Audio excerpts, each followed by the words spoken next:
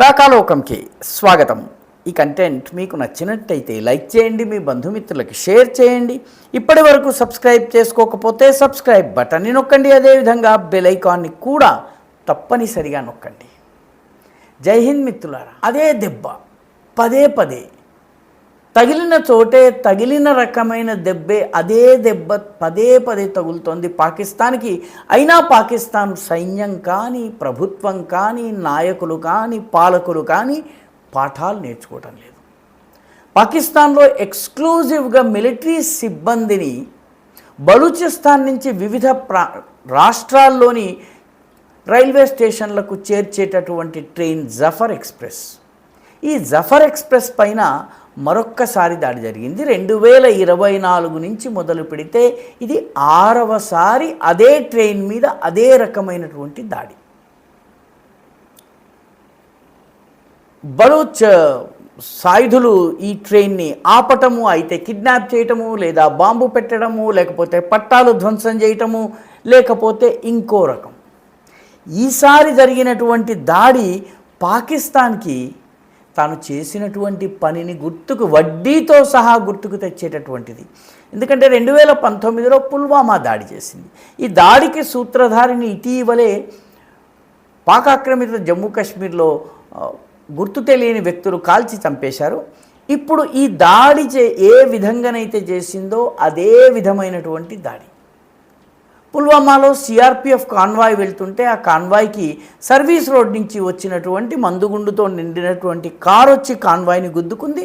40 మంది మన జవాన్లు అక్కడికక్కడే అమరులయ్యారు. సరిగ్గా దాని వడ్డియా అన్నట్టుగా ఈ జఫర్ ఎక్స్ప్రెస్ క్వెట్టా నుంచి బయలుదేరి క్వెట్టా కంటోన్మెంట్ రైల్వే స్టేషన్ నుంచి బయలుదేరి చమన్ ఫాటక్ అనేటటువంటి చోటకి రాగానే ఒక మందుగుండు నిండినటువంటి కారు వచ్చింది, దాన్ని గుద్దుకుంది. 2 కోచెస్ అక్కడికక్కడ పూర్తిగా ధ్వంసమైపోయినాయి. 24 అక్కడికక్కడే చనిపోయారు. 100 మంది చాలా తీవ్రంగా గాయపడ్డారు. కాబట్టి చనిపోయిన వాళ్ళ సంఖ్య మరింత పెరిగేటటువంటి అవకాశం ఉంది. ఈ జఫర్ ఎక్స్ప్రెస్ని బలూచ్ సాయుధులు పదే పదే టార్గెట్ చేస్తున్నారు. కారణం ఏంటంటే జఫర్ ఎక్స్ప్రెస్ ఎక్స్క్లూజివ్గా పాకిస్తానీ సైనికులని వాళ్ళ సొంత గ్రామాలకి తీసుకెళ్తుంది. బలూచిస్తాన్లో పనిచేసేటటువంటి, బలూచిస్తాన్లో సర్వసాధారణ బలూచ్ ప్రజల పైన అత్యాచారాలు చేసేటటువంటి పాకిస్తానీ సైనికులు సెలవుల మీద తమ ఊళ్ళకు వెళ్తుంటే ఉపయోగించేటటువంటి ప్రధానమైనటువంటి ట్రైన్ జఫర్ ఎక్స్ప్రెస్.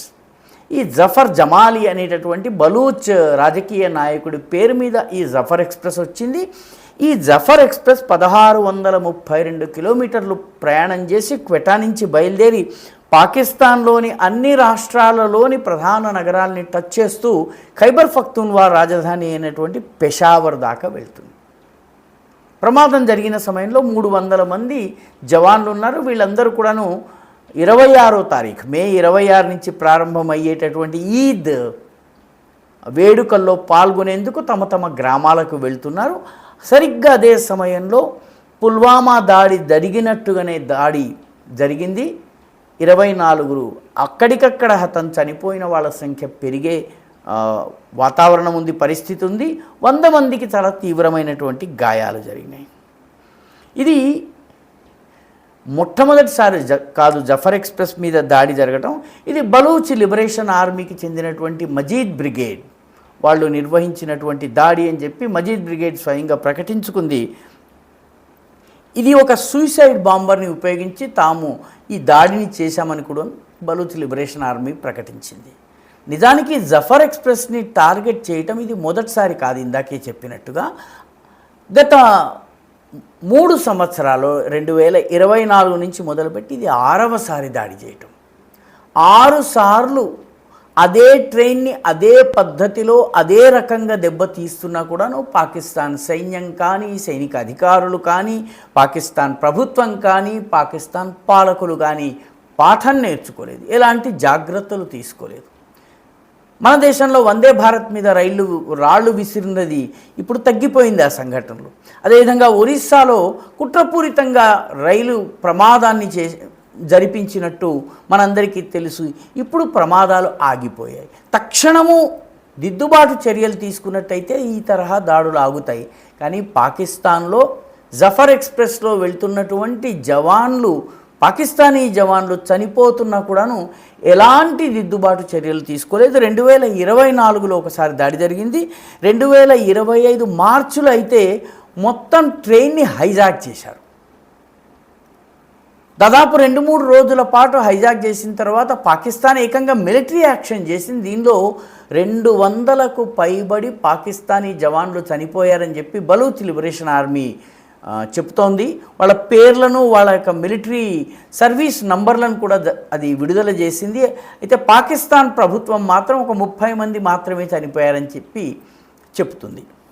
ఆ తర్వాత అక్టోబర్ 2025లో బలూచిస్తాన్ దాటి సింధ్ ప్రాంతంలో రాగానే సుల్తాన్ కోట్ అనే ప్రాంతంలో దాడి జరిగింది. ఈ దాడిలో కూడాను 7-8 మంది చనిపోయారు. తర్వాత అక్టోబర్లో ఈ సుల్తాన్ కోట్ జరిగింది. నవంబర్ 2025లో ఒకసారి దాడి జరిగింది. ఆ తరువాత డిసెంబర్ 2025లో కూడా దాడి జరిగింది. ఈ జఫర్ ఎక్స్ప్రెస్నే టార్గెట్ చేస్తున్నారు. ఇప్పుడు తాజాగా 2026 మేలో మళ్ళీ జఫర్ ఎక్స్ప్రెస్ని టార్గెట్ చేశారు. పాకిస్తాన్కి పాఠాలు నేర్చుకునే లక్షణాలు ఏమీ కనిపించటం లేదు.